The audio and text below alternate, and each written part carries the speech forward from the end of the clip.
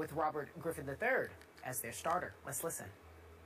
We'll go into the season with Robert as the number one guy, obviously, and and then it's up to Robert to continue to grow and mature as a quarterback and as a person, and then moving forward, just want to see some improvement. It's up to us as a staff to get more out of him. So the only other quarterback on the roster under contract for Washington in 2015 is Kirk Cousins. He took over, if you remember briefly, last year when RG3 injured his ankle. Colt McCoy, a free agent, also may return. Skip Bayless, are you surprised they're giving RG3 the start? Stephen A., I was shocked by this. Obviously, Jay Gruden has been so publicly hard on RG3, and obviously you can say, well, RG3 deserved every word of criticism that he received from his new head coach. But given that, given the fact that Jay Gruden has said throughout the offseason it's going to be an open competition in training camp or mini camps, given the fact that here recently it appeared that the owner Dan Snyder had even signed off on that letter to fans and ticket holders promoting next year in which RG3's name did not appear. My speculation was maybe Dan Snyder wanted to keep RG3 out of the spotlight, out of the public eye as much as possible throughout the offseason. But given that backdrop, all of a sudden you announce, you volunteer, he's now the starter? Really? I mean, as an RG3 supporter, it's fine with me. But I was fascinated by the fact that our John Keim, who covers the Redskins for ESPN.com, wondered out loud in what he wrote last night for ESPN, maybe Dan Snyder was behind this. Maybe Dan Snyder reminded Jay Gruden, I hired you to sort of rehabilitate, excuse me, the career of Robert Griffin, and we all failed miserably last year, starting with Robert. So maybe you need to name him the starter and start to now promote him back into the good graces of the fans. That's all I can figure out. Well, to me, I find it funny that you and others are surprised by this. I fully expected this. To me, the question is whether or not the Washington Redskins are going to pick up the $18 million option on RG3 for the 2016 season, a decision they have to make by May, if my memory serves me correctly. But outside of that, I fully expected him to be the starter next season. That doesn't mean he's going to finish the season as a starter. That doesn't mean he's going to last 5 games as a starter. But when you've got a Kirk Cousins and a Colt McCoy on your roster, why in God's name should RG3 be seen as a reserve? I mean, it's one of those situations right now where you want to walk into camp making sure that you give him every opportunity to succeed. This is the guy you traded up for. He's the #2 overall pick in the draft from 4 years back. You want to make sure that you do everything in your power to give him every opportunity to succeed. Now, he's looked awful since his rookie year. He's 5-15 as a starter over the last 2 seasons. We understand that that's not impressive by any stretch of the imagination. I'm told that he's down at Baylor working out now. He's doing everything that he can to get himself together. Obviously, you know, there are some reports that have been out there about him that we will touch on a bit later on in the show. I'm told he has absolutely no awareness of that whatsoever. He's just putting his head down and doing his work because he recognizes that he absolutely positively has to win games. But in order to do that, you can't have a quarterback who was supposed to be your franchise quarterback coming into camp wondering whether or not he's going to even play. Jay Gruden, Daniel Snyder, and the crew can always make the decision to change course and give the job to somebody else if he's stinking up the joint. But in the month of February, in the offseason, there's absolutely no harm whatsoever in RG3 being given the nod to be the starting quarterback for the 2015 season. So why do you figure Jay Gruden suddenly reversed field? Because he's been adamant since the end of this past season that it'll be an open competition and Robert will get a shot just like the other 2 quarterbacks. Why would he suddenly just volunteer, blurt out, well, Robert's obviously the starting really? He's obviously the starting quarterback now. Because, well, obviously Daniel Snyder had something to do with that. But Daniel Snyder could have very easily said, just say he's the starter, come training camp, and, you know, you got a preseason to look at him, and if you decide to change course then. But there's no reason to sit there and have this stuff wide open in the offseason. For what? make the decision. This is the guy that we plan on going with unless something else happens. There's nothing wrong with that. It's not a big deal.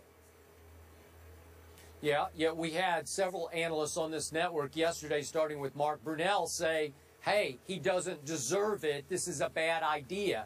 And I got to be honest, it's hard for me to argue with Mark at this point, given what Robert has looked like really for the last 2 years.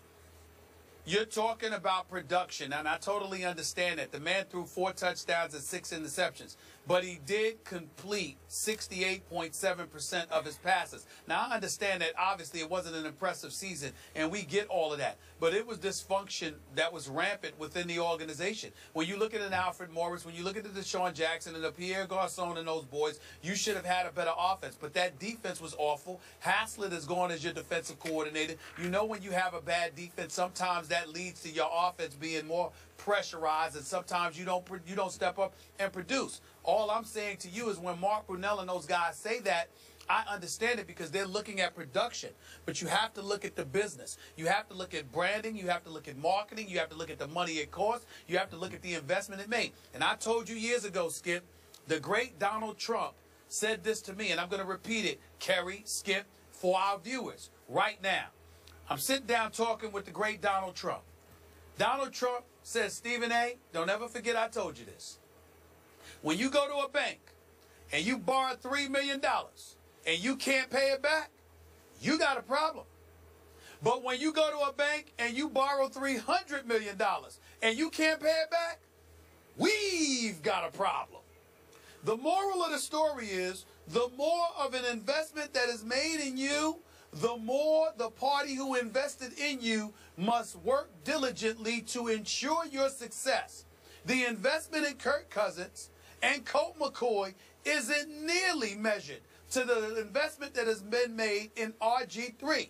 You ain't going to give him the $18 million for 2016, but what you can do is try to milk this for all it's worth because of the investment you already made in him up to this point.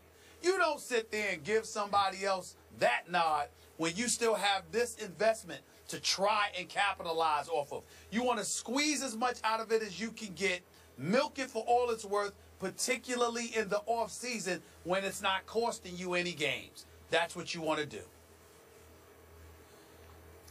Okay, but the man who made that plunge of an investment, who would have to re-up with Robert, is the owner of the franchise, Daniel Snyder. And the bottom line to what we're talking about right now, it is still clear to me that to a fault, Dan Snyder is the owner and operator of the Washington Redskins, that he has final say over every football operation move, starting with the quarterback.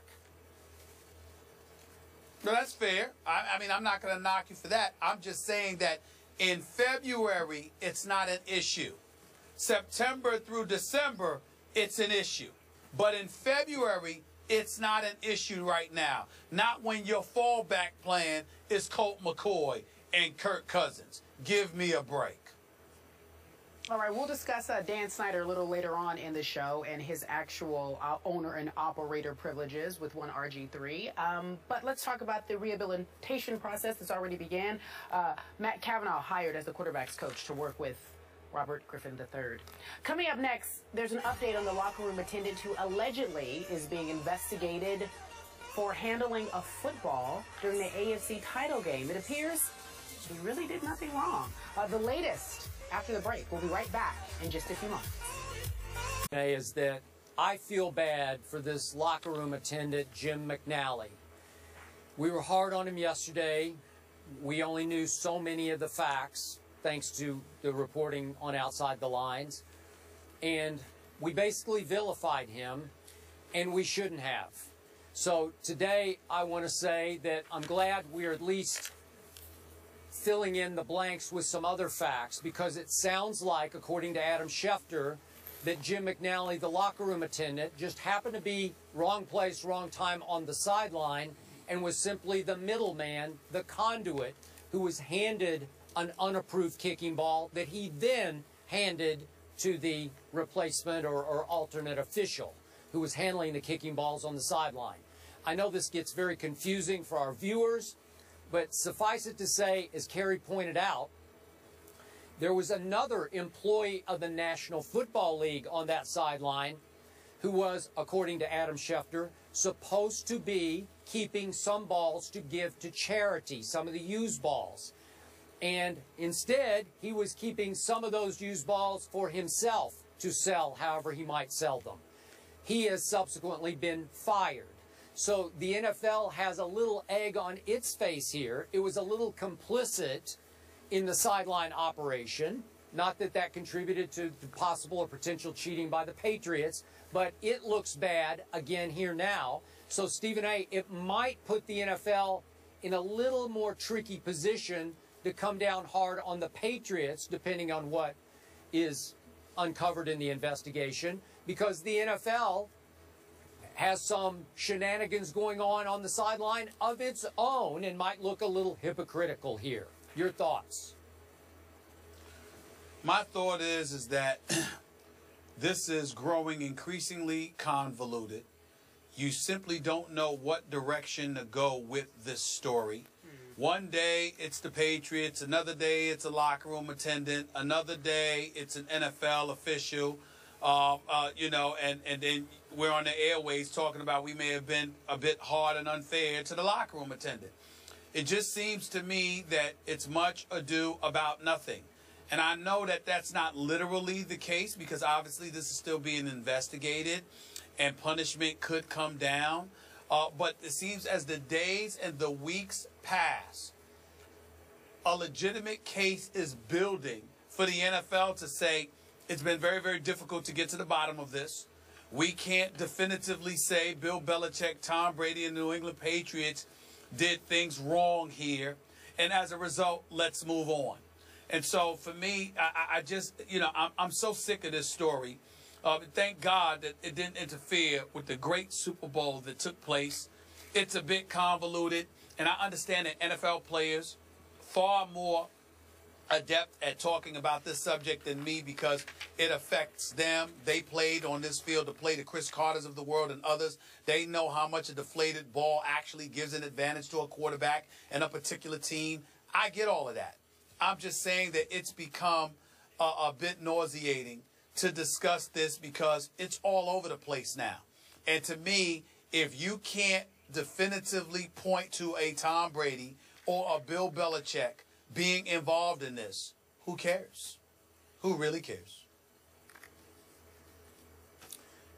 Fair enough. I'm with you on that. I'm getting a little sick of it too, Stephen A., but again, I just thought it was worth our while to say that we were really hard on whoever Jim McNally is, this part-time locker room attendant. And I just think we should say, hey, he didn't do anything wrong. He merely took a ball from one guy and handed it to the other guy. Okay? I totally agree with you on that, and I applaud you for that because you were the one that brought it up this morning, and you emphasized that. And we pride ourselves, regardless of what haters want to believe, we pride ourselves on this show on being incredibly fair. If we're going to sit there and call you out in public, then we need to make amends in public, not in private. So I totally am with you. I stand with you side by side on that one. I'm just saying that the overall story, to me, unless we're talking about Peyton Manning or Bill Belichick, heads rolling in that regard, this story has regressed to being much ado about nothing. Because nobody cares if it's not about them. If it's not about them, who cares? All right, gentlemen, let's leave it there. Coming up next, KD tells GQ he really isn't a nice guy on the court. His words after the break from a new article. Stick around. We'll be right back in just a few moments.